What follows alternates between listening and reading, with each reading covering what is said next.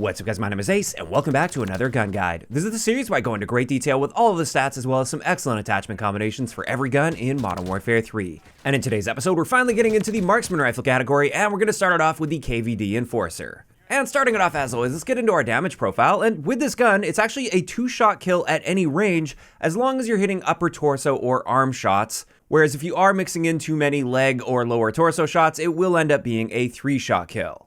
Additionally, and I'd say most importantly when it comes to the damage of this gun, we deal 154 damage to the head in the maximum damage range, and therefore, it's a 1-shot kill to the head in the maximum damage range. Which, by the way, is pretty impressive, but we'll look at that in a little bit. First, let's have a look at our rate of fire, which is quite slow at 231 rounds per minute. But what this means is even with a 2-shot kill to the body, you kill in 260 milliseconds, which is a great time to kill in this game. That's going to compete with most of the SMGs in this game up close. And remember, we have an infinite 2-shot kill potential as long as you're hitting upper torso shots, so even at really long ranges, you can kill in 260 milliseconds, which is going to dominate most of the guns in this game.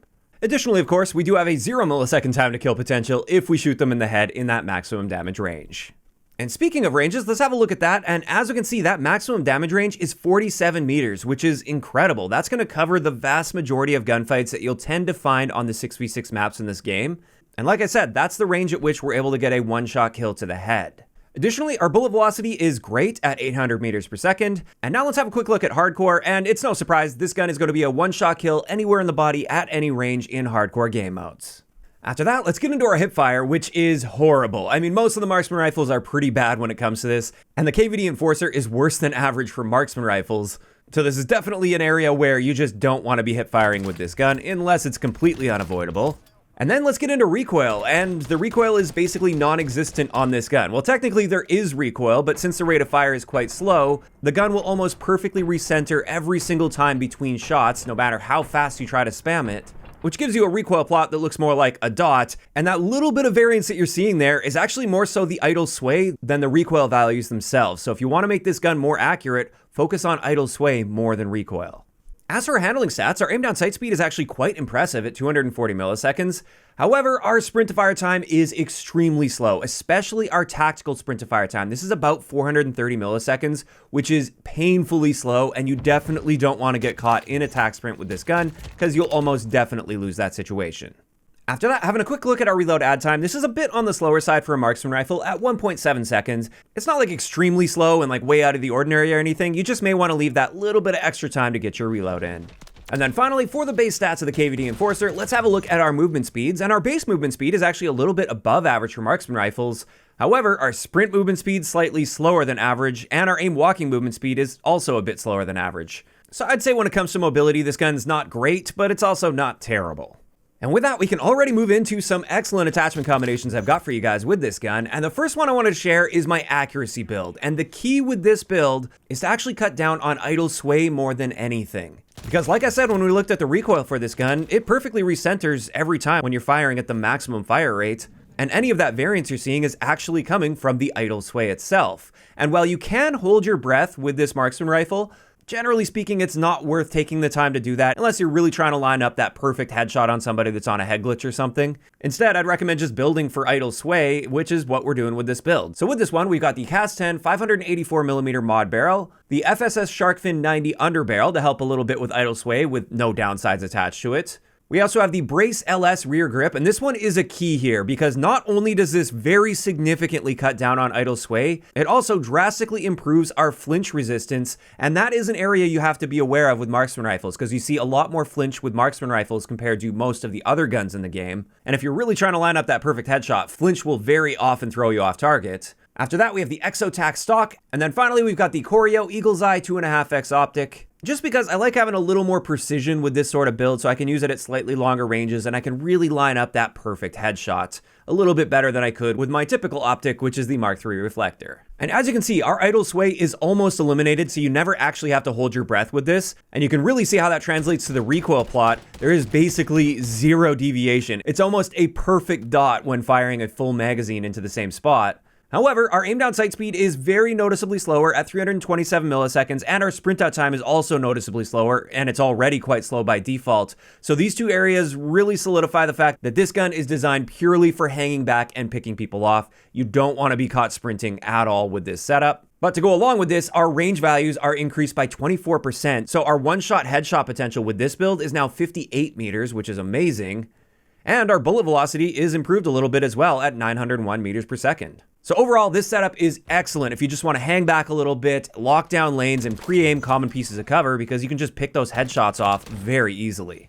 As for the next one I've got for you guys, this one's designed to be much more versatile while still maintaining a lot of that accuracy, and this is my Stealth V1 build, because I also have a different version of this build that I wanted to share after this. But with this one, we're using the Cast 7 integrated suppressed barrel, so we're staying off the radar, we get a massive range boost and massive bullet velocity boost with this as well. We're using the DR6 handstop to help a little bit with our handling. We are once again using that Brace LS rear grip to help with not only our idle sway significantly, but also our flinch resistance, so that's quite important here. We then have the Ivanov wood stock, and then finally the MWIII reflector. And with this particular setup, you can see there's still very little idle sway, slightly more than the previous build, but still very little idle sway, so you can be quite accurate and pick those headshots off quite easily.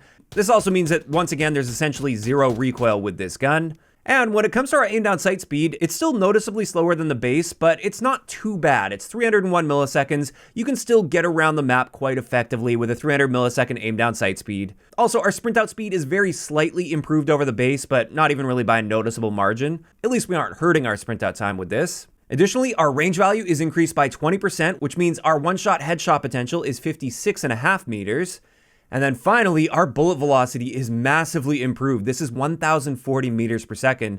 So in most gunfights, this gun should effectively feel like it's hit scan.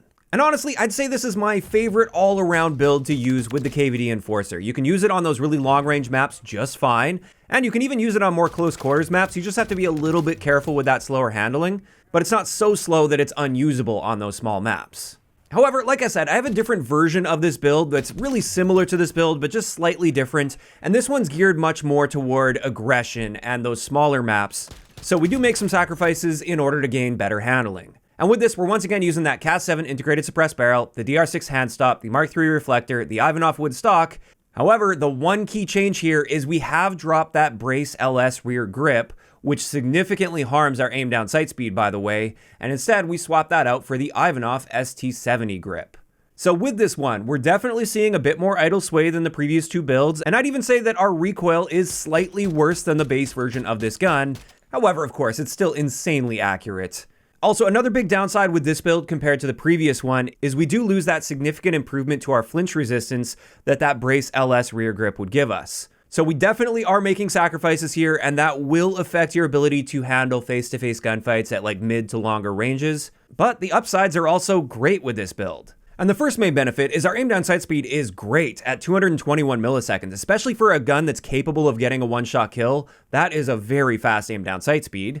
Our sprint out time is the same as the previous build. It is quite slow. You do have to be careful sprinting with this, especially since your sprint out time is very noticeably slower than your aim down sight speed. If you break your sprint by aiming down sight, it will actually slow your aim down sight speed down to 291 milliseconds, which you definitely don't want to see. But also, just like with the previous build, since we're using the same barrel, our range values are improved by 20%, and we also get that ridiculous bullet velocity at 1,040 meters per second. And there we go, that's gonna wrap it up for the second version of my stealth build. Honestly, not a bad setup at all for more of the close quarters maps and situations.